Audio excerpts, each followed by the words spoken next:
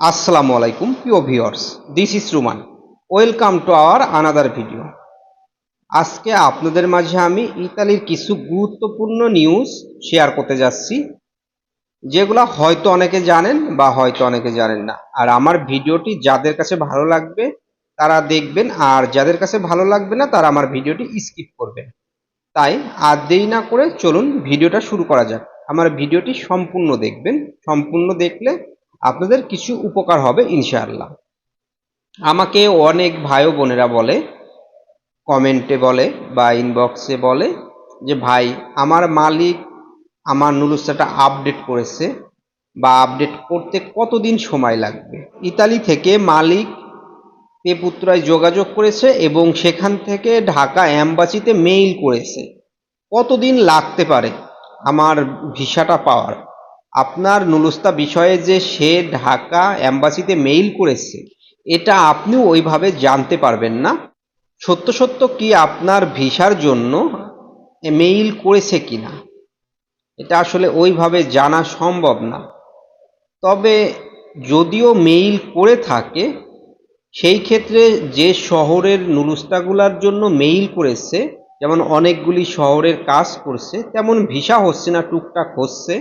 সেই শহরের নুলুস্তার জন্য যদি মেইল সত্য সত্য করে থাকে ঢাকা অ্যাম্বাসির কাছে, তাহলে আপনি কিছুদিনের ভিতর ভিসার জন্য ডাক পাবেন।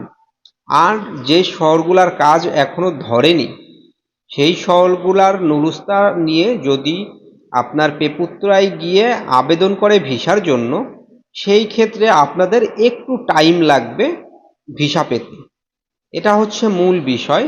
তো সবার জন্য একই রকম টাইম লাগবে না, কারোর ক্ষেত্রে টাইম বেশি লাগবে, কারোর ক্ষেত্রে কম লাগবে।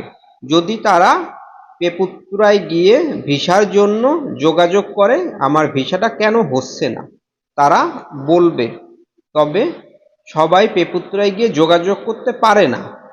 সেই ক্ষেত্রে যারা পেপুত্রায় গিয়ে সরাসরি যোগাযোগ করতে না পারে, তাদের উকিলের মাধ্যমে যোগাযোগ করতে হয়। এখন অনেকেই সুই নিয়ে পড়ে আছে। মূলত এই সুই বিষয়টা আগেও যেমন ছিল এখনো তেমনই আছে। অনেকে বুঝতো না, একটি নতুন শব্দ। আসলে এটা একটি চালাকি ইতালি ভিএফএস গ্লোবালের বা অ্যাম্বাসির।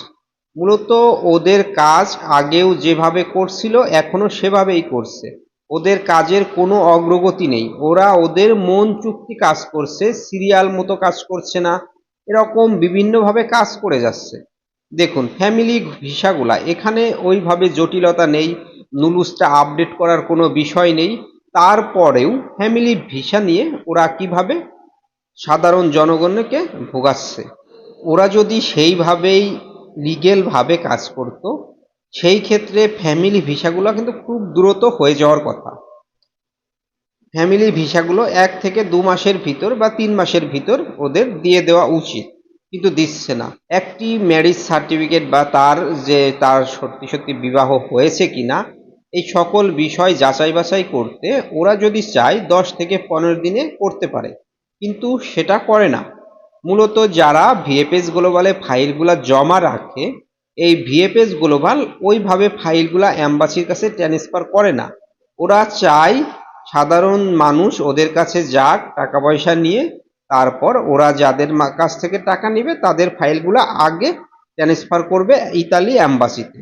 এরকমই বেশিরভাগ ক্ষেত্রে হয়ে থাকছে প্রথম থেকে এখন পর্যন্ত। আমরা যতই মানববন্ধন করি না কেন, কোনো কিছুই হচ্ছে না। মূলত এটা ওদের একটি বিজনেস।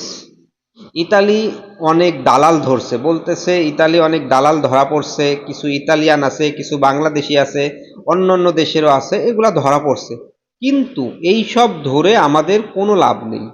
আমাদের মূলত যে সিন্ডিকেটটা ভাঙতে হবে সেটি হচ্ছে ভিএফএস গ্লোবালের ভিতরে এবং বাংলাদেশে যে ইতালি অ্যাম্বাসি রয়েছে সেটার ভিতরে। তবে সব থেকে বেশি দুর্নীতি হয় ভিএফএস গ্লোবালে। ভিএফএস গ্লোবাল যেদিন দুর্নীতি বাদ দিবে, তারপর থেকেই সাধারণ মানুষের ভুক্তভোগী কমে যাবে, তাদের কাজ রেগুলারলি হতে থাকবে। এবং যে ইতালিয়ান কর্মকর্তারা আমাদের দেশে আসে, মূলত এই ইতালিয়ান কর্মকর্তাদের সঙ্গে আমাদের দেশের সরকার ওইভাবে এই ভুক্তভোগীদের নিয়ে আলোচনা করে না। মূলত তারা ভাবে এই ভুক্তভোগীদের নিয়ে আলোচনা করলে হয়তো তাদের মান সম্মান নষ্ট হয়ে যাবে।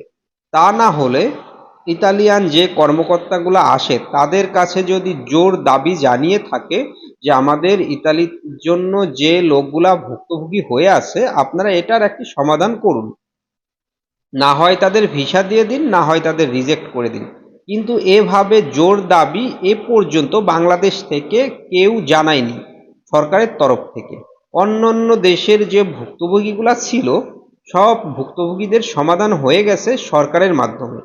কিন্তু আমাদের মানুষের এমন দুর্ভাগা কপাল, যারা বিদেশে গিয়ে রেমিটেন্স পাঠিয়ে দেশটাকে উন্নতি করছে, কিন্তু আমাদের দেশের এই সাধারণ জনগণের নিয়ে কোনো সরকারই ওইভাবে ভাবে না। তারা শুধু চায় রেভিডেন্স রেভিডেন্স। আসলে কি বলবো, কিছু বলার নেই, বলার ভাষা হারিয়ে ফেলছি। আজকের মতো এই পর্যন্ত। ভালো থাকবেন। আল্লাহ হাফেজ।